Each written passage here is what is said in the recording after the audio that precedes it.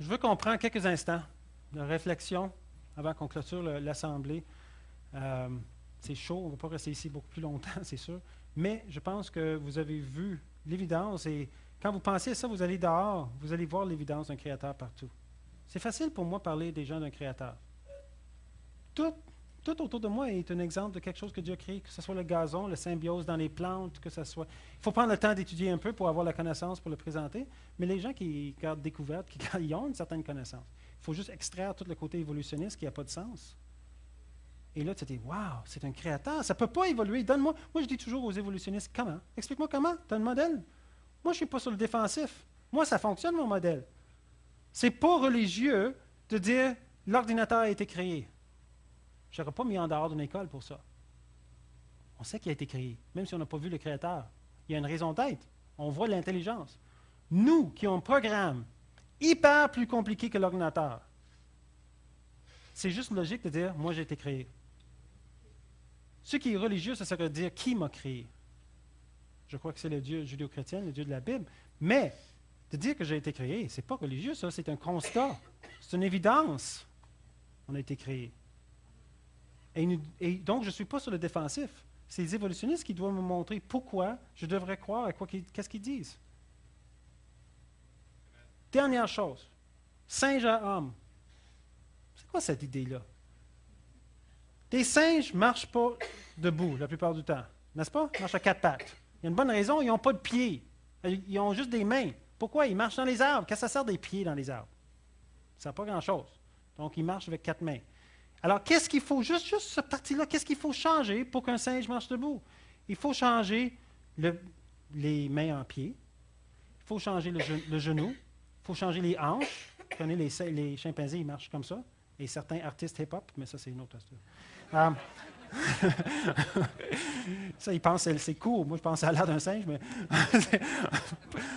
Nous, notre hanche est faite pour marcher droite. On a la colonne vertébrale. On a l'oreille interne. L'équilibre est fait pour qu'on puisse marcher debout. Les singes n'ont pas ça. C'est une des raisons pourquoi ils ne marchent pas debout.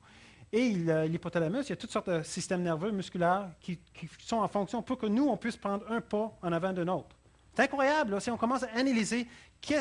Pour ceux qui construisent des robots dans l'informatique, ça a pris 30 ans pour être capable de faire marcher les robots comme il faut. Même là, on est loin de la flexibilité humaine. Parce que c'est complexe. Toute l'analyse, faire un pas que nous, on prend pour acquis, excessivement complexe. Alors, les évolutionnistes veulent que des singes deviennent des humains en 2 millions d'années, 1 million d'années. Ça ne me fait rien. Comment on mettra l'information génétique sur le code génétique pour faire tous ces changements-là? Ma question est toujours comment? C'est à vous de l'expliquer. Ben, pas vous ici, mais aux évolutionnistes. C'est à eux, mes collègues évolutionnistes, c'est à vous de m'expliquer comment. Quand vous allez m'expliquer quelque chose qui a de l'allure, je commencerai à croire peut-être, considérer votre paradigme. En attendant, j'ai un paradigme qui est logique, qui est clair, qui est explicable. Et donc, je ne suis pas un fanatique religieux. J'ai juste une foi raisonnée.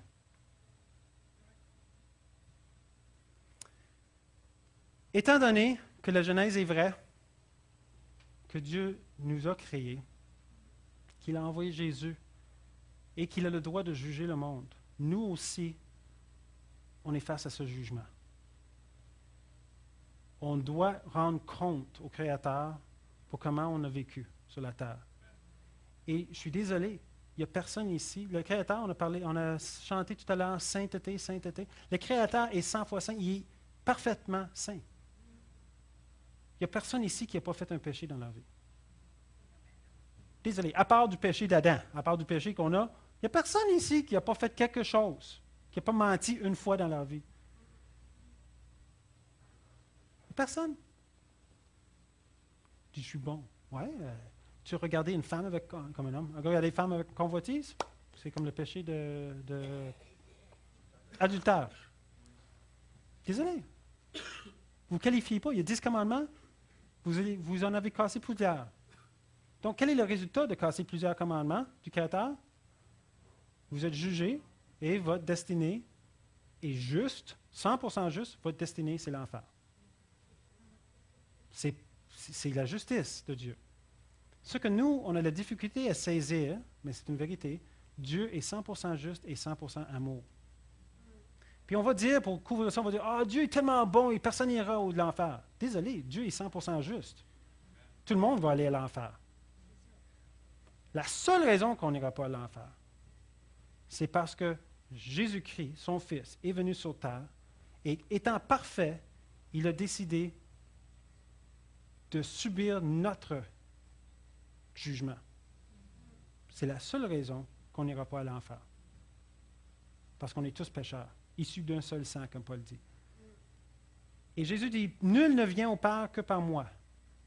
Ce n'est pas par Joseph, c'est pas par les rosaires, c'est pas par Marie. Il y a une façon d'aller par Jésus, c'est Jésus. D'aller au Père, c'est Jésus.